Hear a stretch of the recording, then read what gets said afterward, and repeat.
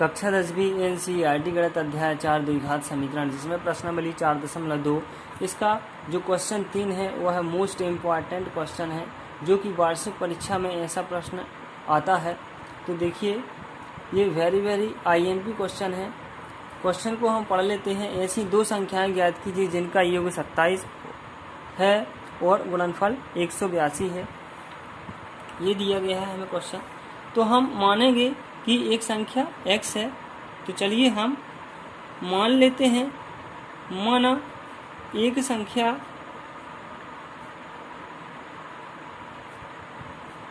बराबर क्या है, x है। इसलिए दूसरी संख्या क्या हो जाएगी, दूसरी संख्या बराबर क्या होगी, क्योंकि प्रश्न में दो संख्याओं का योग दिया है 27। तो जब हम एक संख्या x मानेंगे तो दूसरी संख्या 27 माइनस x हो जाएगी। अब प्रश्न में कहा गया है कि इन संख्याओं का जो गुणनफल है वह कितना है, 182 है। चूंकि प्रश्नानुसार कहा गया है कि संख्याओं का गुणनफल, तो देखिए संख्याएं क्या है, एक x और दूसरी 27 माइनस x, तो इनका गुणनफल कितना है, 182। तो इनका हम गुणा कर देते हैं, x और 27 माइनस x हमने गुणा कर दिया।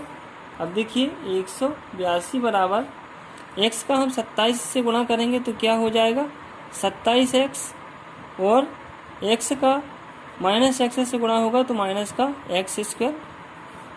अब हम पक्षांतर कर देते हैं। तो देखिए ये ऋण का x वर्ग है, इस साइड आएगा तो ये धन का x वर्ग हो जाएगा, और ये 27 धन का है, इस साइड आएगा तो ऋण का 27x हो जाएगा, और ये धन का 182, और इस साइड क्या बचा, 0। अब देखिए हमें एक द्विघात समीकरण मिल गया जिसमें हमें x के दो मान मिलते हैं। तो इस द्विघात समीकरण से हम x के मान निकालेंगे। जो हमारे x के मान निकलेंगे वही हमारी संख्याएं होंगी। तो देखिए इस द्विघात समीकरण को हल करने के लिए हमें ऐसी दो संख्याओं को खोजना है जिनका गुणा करने पर हमें 182 मिलता हो और जोड़ने या फिर घटाने पर ऋण का 27 मिलता हो। तो देखिए ऐसी दो संख्याएं कौन सी हैं। तो देखिए यदि हम 15 और 12 को जोड़ते हैं तो हमें 27 प्राप्त होता है। अब यदि हम इनका गुणा करें तो 15 दूनी 30 और 15 एकम 15, ये नहीं होगा।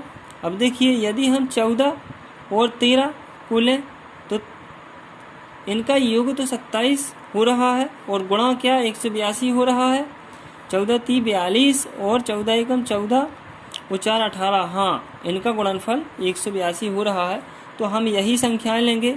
अब देखिए यहाँ पर ऋण का 27 चाहिए जोड़ने पर, तो ऋण का 14 और ऋण का 13 हम लेंगे।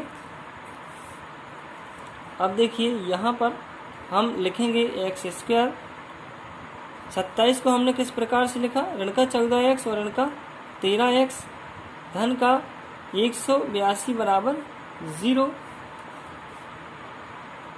यहाँ से हम x ओवेनिस्ट लेते हैं तो यहाँ क्या बचता है, x और माइनस 14, x ओवेनिस्ट चला जाएगा यहाँ से। अब यहाँ से हम 13 को ओवेनिस्ट लेंगे, कॉमन लेते हैं, तो यहाँ क्या बचेगा, x ऋण 14 बराबर 0। 13 का भाग हम 182 में करेंगे तो ये 14 बार जाएगा।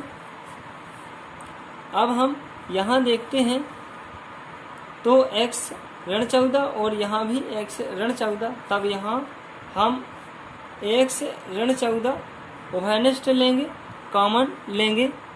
यहाँ क्या बचेगा, देखिए x माइनस 13 बराबर 0। अब हम एक बार x माइनस 14 के बराबर में 0 लेंगे और एक बार x ऋण 13 के बराबर में 0। तो देखिए यदि हम x ऋण 14 बराबर 0 लेते हैं तो हमें x का क्या मान मिलता है, तो x बराबर 14 मिलता है। यहाँ ये 14 धन का हो जाएगा, पक्षांतर होगा तब। इसी प्रकार से यदि हम x ऋण 13 बराबर 0 लेते हैं तब हमें x बराबर 13 मिल जाएगा। तो x के दो मान हमें मिल गए, एक 14 और एक 13। तो यही हमारी संख्याएं हैं। तो देखिए प्रश्न के अनुसार इनका योग 27 हो रहा है और गुणा करें तो 182 यानी कि गुणनफल 182 हो रहा है। तो ये संख्याएं होंगी, यही हमारा आंसर होगा। तो हम आंसर में लिख सकते हैं कि एक संख्या x बराबर 14 और दूसरी संख्या x बराबर 13 होंगी। और यदि हम बात करें x बराबर, यदि हम ये 14 इसमें रखते हैं इसमें, तो दूसरी संख्या हमें 13 ही प्राप्त होगी। यहाँ देख लेते हैं। देखिए दूसरी संख्या हमने क्या मानी थी?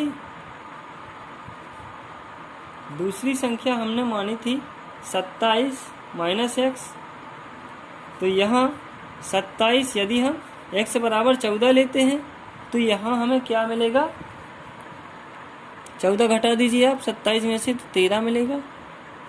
7 में से 4 घटाएंगे तो 3 बचेगा और यहाँ 1 में से 2 में से 1 घटेगा तो 1 बचेगा।